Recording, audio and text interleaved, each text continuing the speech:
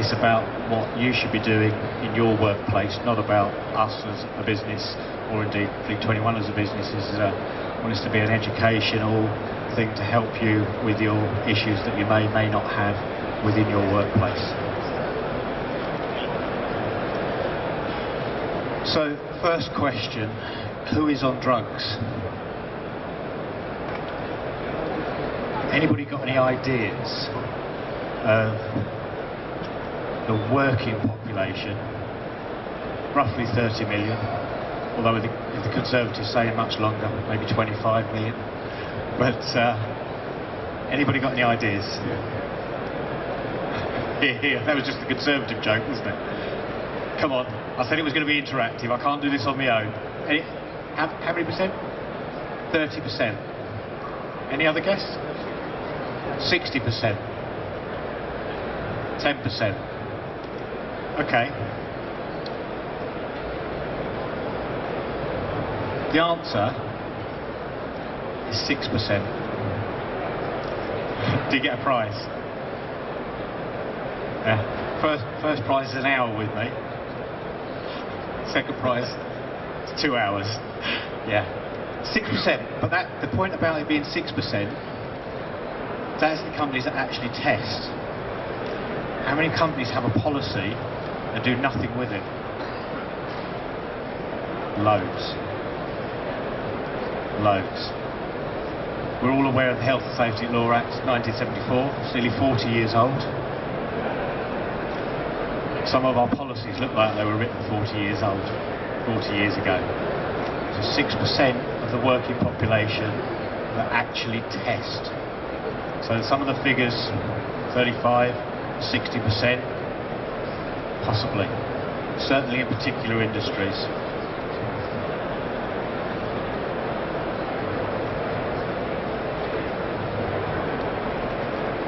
So why test? We carried out thousands of tests, specifically in the logistics industry last year. That average of 6% is 8.3% in that industry. Any ideas why? Long hours, absolutely. Pressures, away from home, sleep in a cab, absolutely. 10% of those people that are positive, not just for one drug, but a cocktail of drugs, 2, 3. The particular case there that I've highlighted, of the HGV driver killed a cyclist, they found cannabis in his tin, in the cab.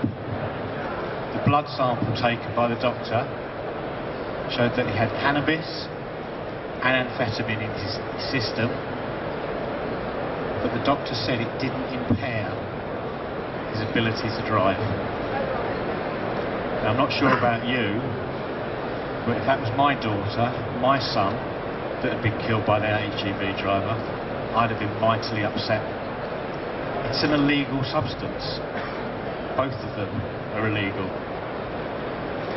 Anybody got any idea how many people in the UK smoked cannabis before it was made illegal?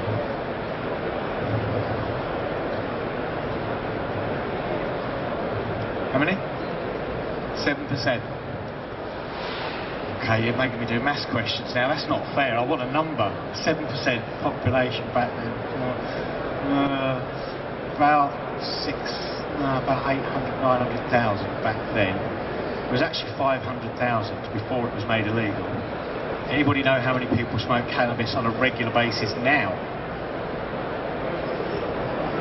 Over 1 million. Yeah, it's well over 1 million. 6 million? 5 million on a regular basis. 5 million people. It's an illegal substance. Let's make it legal. Less people smoke, yeah?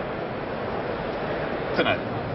But the point is, 2 illegal substances in his body, killed a cyclist, didn't even go to prison.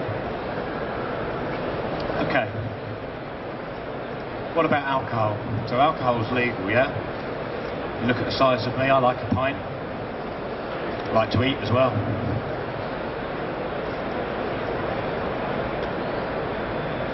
staggering figure. Staggering figure. A legal substance you can buy in treatment. The NHS spends $3 billion a year, and it's going one way. One way. On alcohol treatment. £3 billion a year.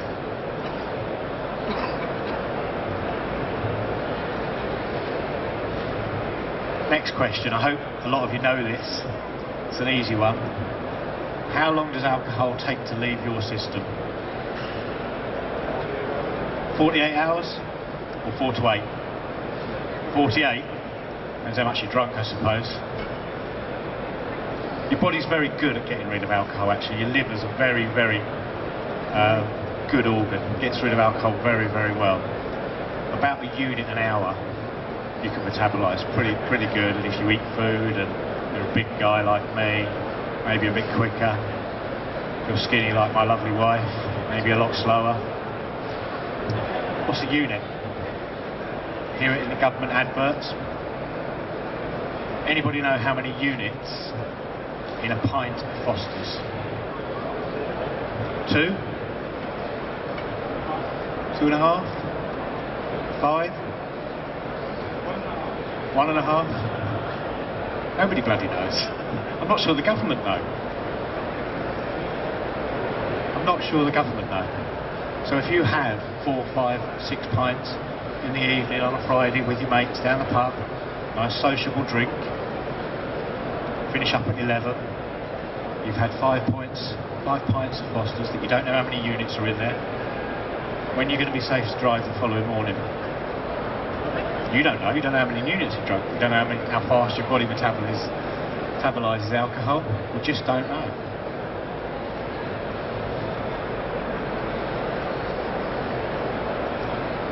So given that thought process, we've gone out for the evening, had a few pints with our friends Friday evening, you know, maybe we've been to a function, a couple of glasses of wine, gin and tonic afterwards. When are the risks? When are they at their highest?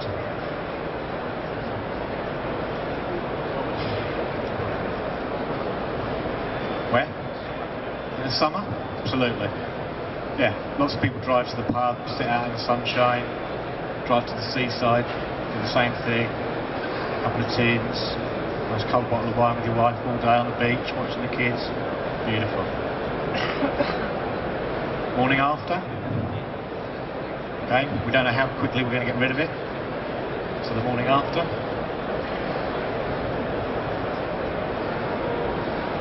So given that it's legal, we can go and buy it, we're not too sure how much we're drinking, how quickly we're going to metabolise it. When should we be testing our drivers for alcohol? First thing in the morning? Okay. Beginning and end of shift? Yeah? Beginning, perhaps not the end. So if they're back safely, we're not worried. Excellent, done a day's work, we're not worried, yeah? Yeah. I mean, I would like to think that everybody did screen their drivers in the morning before they went out. People don't. We know people don't. If you screen before, how do most people that drive for a living get there? In their own car? Or do they all get on the bus? Do they all get on the train? Do they all walk in? Do they all cycle in? Most of the drivers I know drive to work, pick up the van, pick up the lorry, then go out. So yeah, we could screen them all before we go out, but they're on their way to your place of work. What are they doing? It's part of their working day.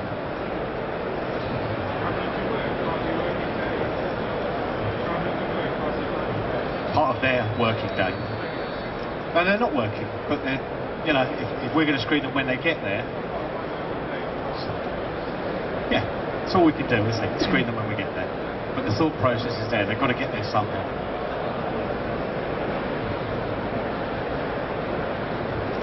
So we've mentioned screening before the day, screening during the day. They return to the depot. Do people still go to the lunchtime, have a pint? Not very many. Some do.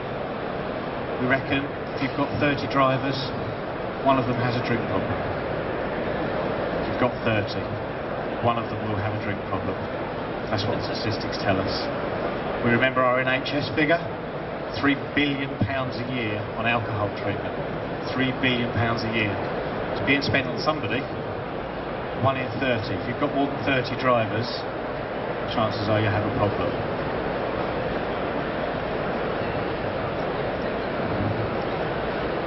So if we fit an alco lock, there are lots of big companies out there with alco locks now.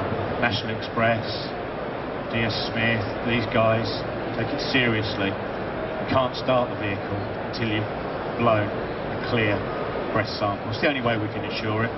It's the only way. So screen before, screen when they return to the depot, good.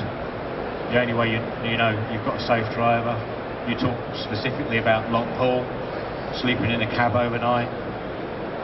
They're not at your depot. It's the only thing we can do. So what's the impact? What's the impact of drugs? What's the impact of alcohol? 2.2 more times likely to request time off for taking drugs.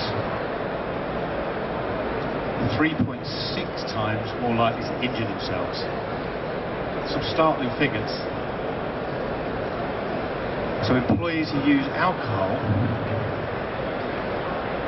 which as we all know we can all go and buy, it's legal.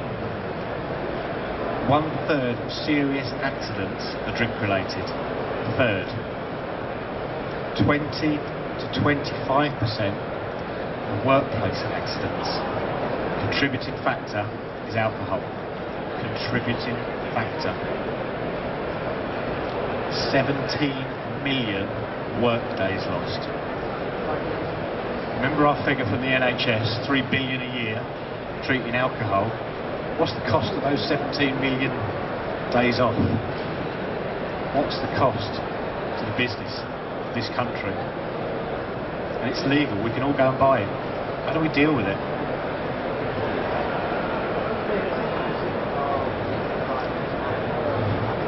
Sorry?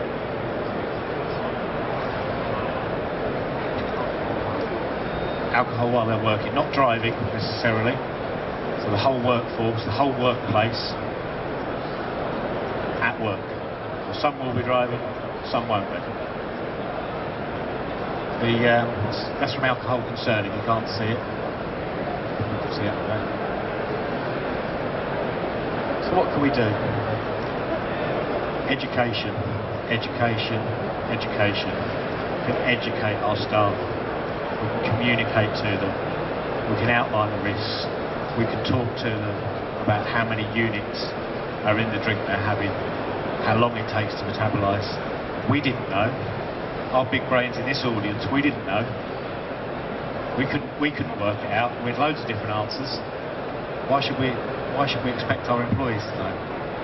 You know, we shouldn't really. We can do employee awareness. We can make them aware. We put posters up. We can screen them.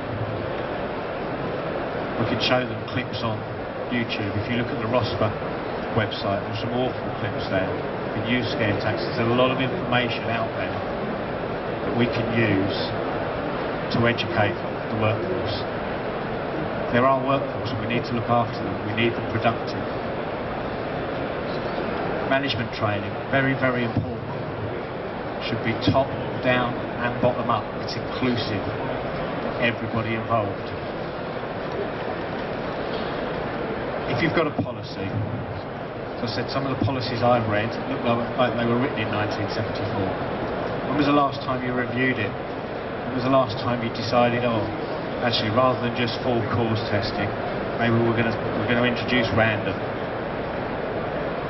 unannounced testing if we're dealing with unions. Don't like the word random, but unannounced testing is fine. Learn these things. If you've got people, oh, we've never done that before, why should we do it now? Because of those figures, 17 million days lost working due to alcohol, 17 million days, 3 billion cost to the NHS. This is a serious problem. Let's be serious about it.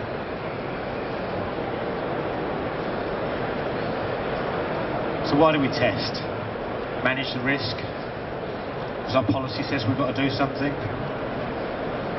Because we don't want to be part of those statistics? Remember those statistics? 6 people, 6% of the workforce that test, which is important, are on drugs. 6% of the workforce that actually test. In logistics, it's even higher. It's 8.3%. Big risk. We need to manage it. Big risk. So if we do have a policy, and we do test, and we have a positive, how do we deal with it? Is it a hearts and minds process? Is it, come on, let's sort this out? Obviously, if there's been a riddle, it's serious straight away. Does your policy stand up? Did you communicate it? Did you educate everybody? Because if not, you'll get found out. There'll be a trial later on here, and it will really ask questions of your policy, of the communication, of the education, of the awareness of your employees. You can't just hand out a policy these days and go, oh yeah, tick, done. Educate, communicate, consult. We're all in it together. Fully collected service, urine, breath sample for alcohol, oral fluid testing.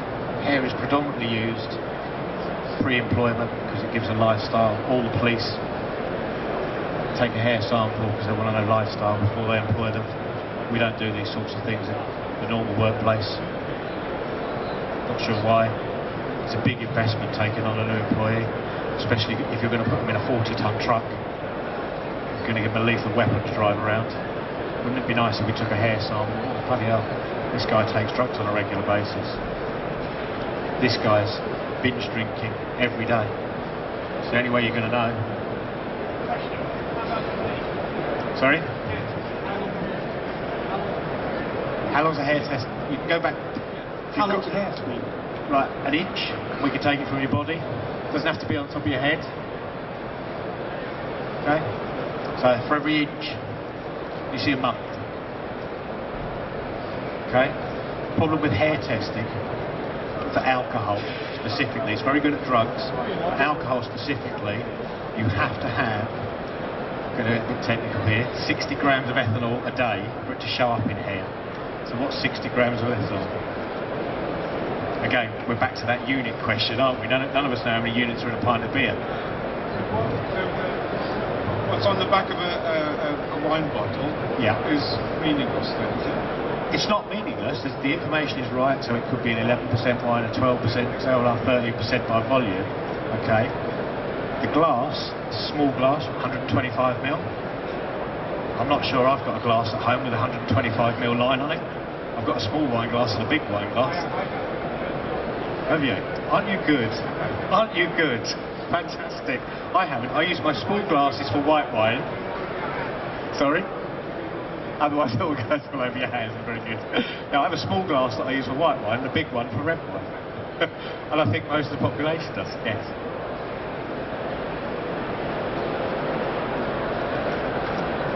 What, for hair testing? Colour their hair. How does that? Doesn't affect it. You'll see lots of stuff on the internet. Oh, you know, wash the drugs out of your hair.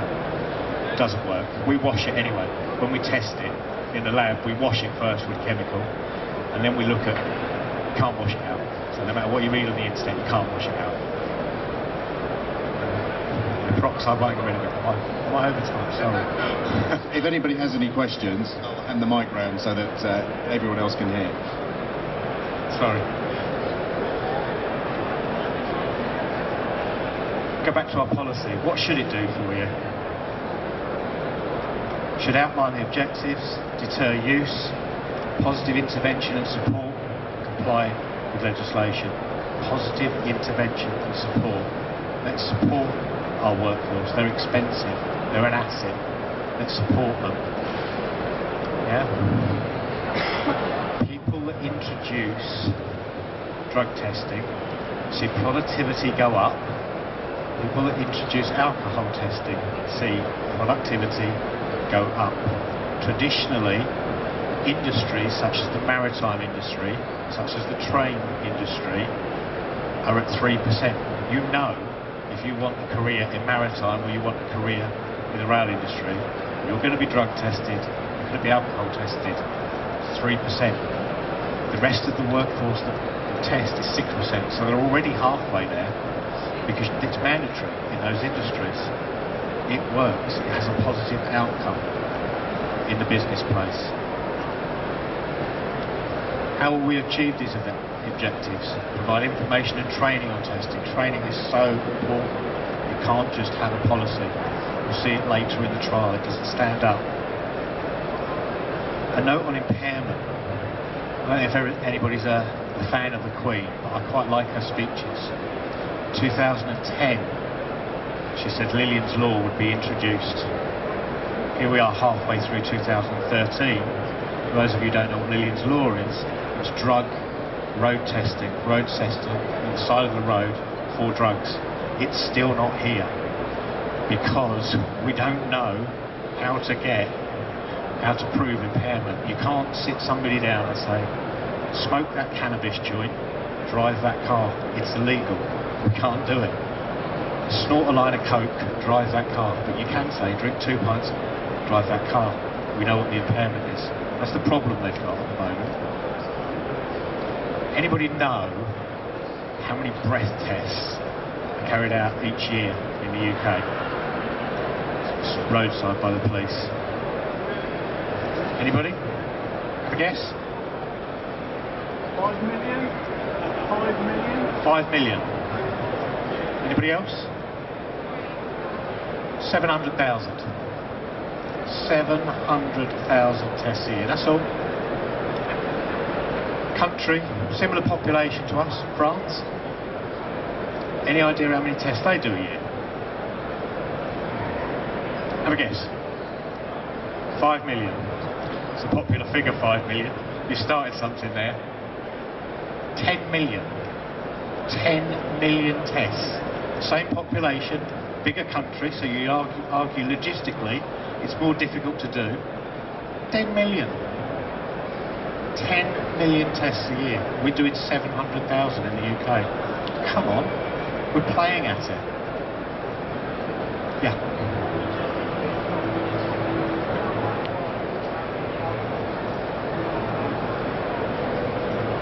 You could argue though, bigger country, same population, maybe more, you know, it's all right carrying the breath test with you. There's still be a copper to stop you and say, take a breath test. So, you know, massive difference in what happens on the continent to what happens here, which is maybe why there's so many drink drive accidents. It's maybe why there's so many convictions. It's going up, which is maybe why 17 million days are lost to alcohol use in the UK. Think about it. Our government aren't getting it right. We can't afford to get it wrong in the workplace. Now think about how you're going to test. We talked about screen before, screen after. Think about it. What's a positive test result? What do you do with it? What's your policy say? Oh God, we've got so many positives. What are we going to do? Well, we're going to stand them down. Then what we're going to do? We don't know. What does the policy say? We'll get HR involved. Make sure you understand the steps in that process. Very, very important. Make sure you communicate it. Make sure you educate people with it. What's the consequences of a positive result? Are you absolutely sure? Because you don't want to do it and get it wrong. It's people's lives we're dealing with, your assets, your people that work for you. What support is going to be offered? You know, there's lots of employee assistance programs out there now. Good providers. People that talk to your staff for you independently, so you don't seem to be the big bad guy anymore. Think about that when you're looking at your policy, when you review it each year, which you should do.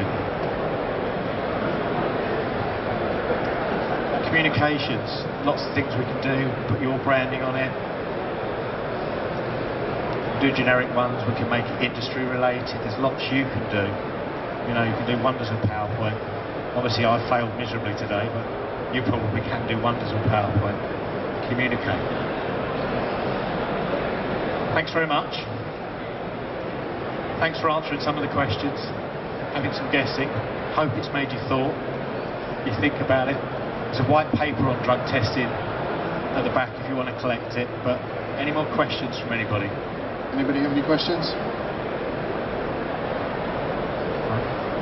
I think you've asked them well while we've been going through the presentation.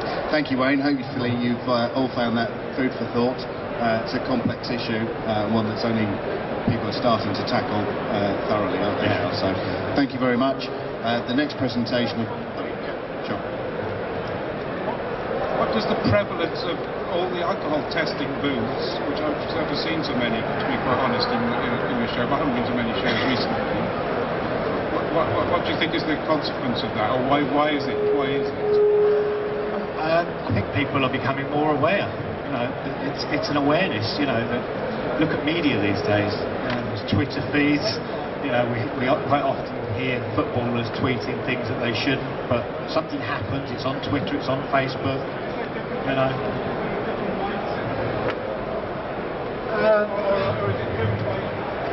I think it's being driven by industry, and you know, the threat of corporal manslaughter and things like that. People are starting to become more and more aware of this. So you know, we need to keep that in mind when we're doing this. Sorry. Thank you. Fantastic. Okay, the next presentation will be in 15 minutes. It's Chris Green talking about crisis management of driver.